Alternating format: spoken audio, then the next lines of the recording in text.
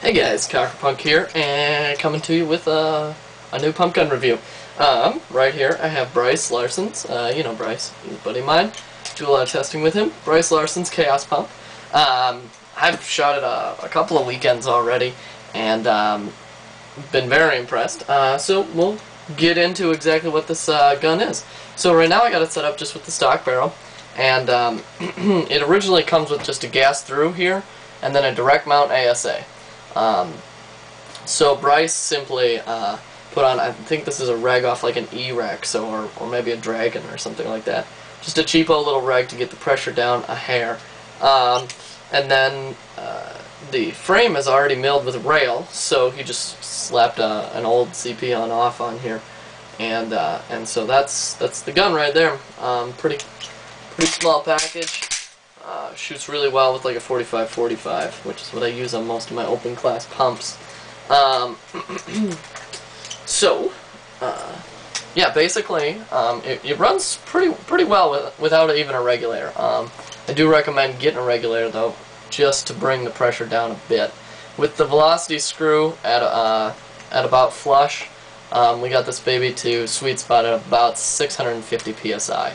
Maybe it was 675. It was right in there.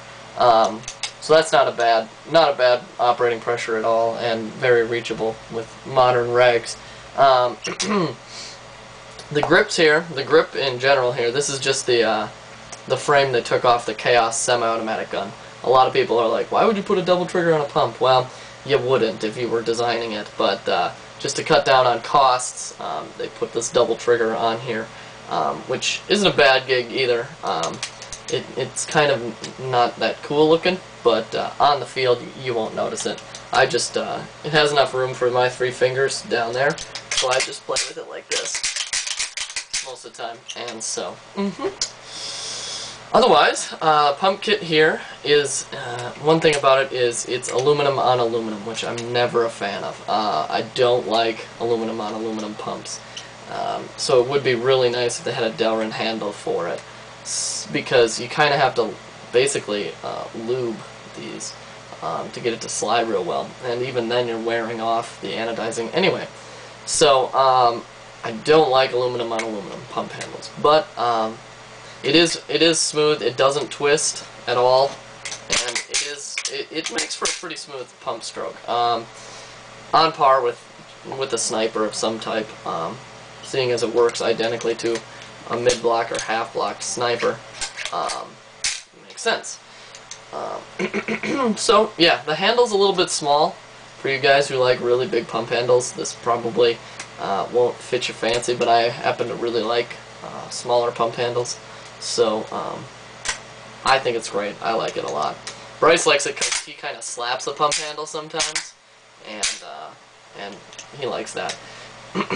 So velocity is adjusted right back here with the spring, or if you're running a regulator, you can sweet spot it just like an autococker or a sniper. It works, like I said, exactly the same as like a mid-block style gun. You can see the hammer in the slot there. So that's the gun right there. Pretty decent little shooter here. It has an ion threaded clamping feed neck, which is nice. It's old ion if I'm not mistaken, which is nice because then you can put on any kind of feed neck you want on there. But the feed neck, it does leave a little bit to be desired. This is a ring that goes in here like that, and then this guy fits on top, fits down over it if you get it in there. And then what it is the inside diameter here has a taper, so the farther down you screw this, the tighter it goes. It works. That's what I would say about that. The barrel, which is a pretty nice little number. It's a 693. So Mike will be very happy. It's a huge barrel. But it does have these little things. This is an O-ring here that's in a groove. It's called the Triad Paint Retention System, something of that nature. You can kind of see if, hopefully, I can line this up. You can see those three little things. O-ring is really quite thin. It's not very strong, and I don't know. A lot of the modern paint we shoot these days is really, really tiny stuff. And we did have some rollout issues with some of the really small paint. Otherwise, it works just fine, and it doesn't affect your chrono or anything like that. One thing to note, though, is when we were running this thing without a regulator, and with the stock barrel we were shooting, it was plus or minus 15 over the chrono. Not very impressive. We stuck Bryce's 679 Freak on there, and it was shooting plus or minus 4. Like, amazing consistency. So you might want to look into a smaller bore barrel. Probably maybe a CP one-piece 685 would probably be a good idea. Every pump player should have a barrel like that anyway.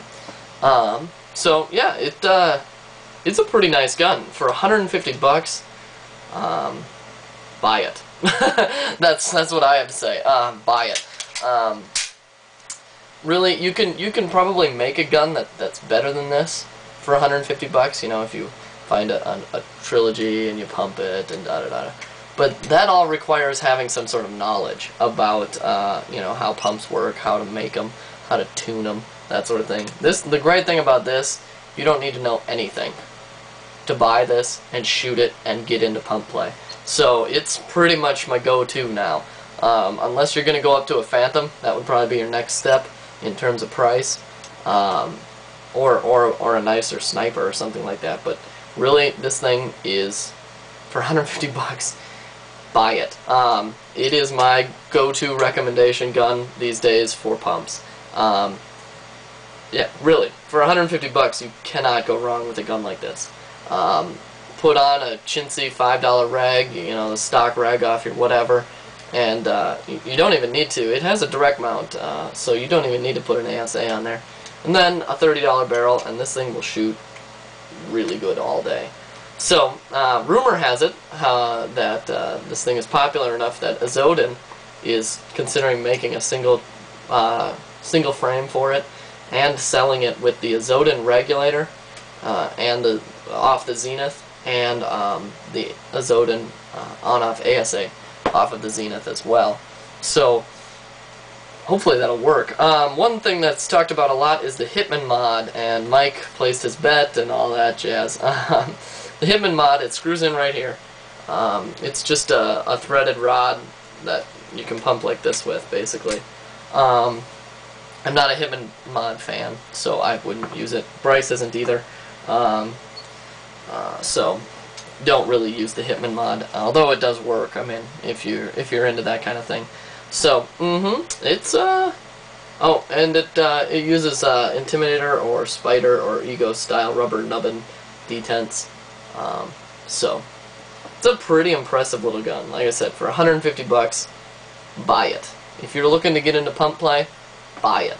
If you're even like me, I got like 5 pump guns. I still want one of these, just so I can, you know, have a cheapy little thing. I can loan it out to people. Not only that, it's a great shooter. Like I've played with it many times, and it shoots great. Little loud, which I happen to like. I love loud guns. I was playing speedball with it, and I went to a back corner there, and everybody knew when Gordon was shooting at something, because it's wham, wham, wham, wham. Like, yeah, it's a loud one. So that is something to note. That if you like quiet guns, probably not your first pick. But 150 bucks, like I said, you can't go wrong for 150 bucks on this gun. It's a great shooter, and it's my recommendation if you're looking to get into pump play, pick one up. So, alright, talk to you later.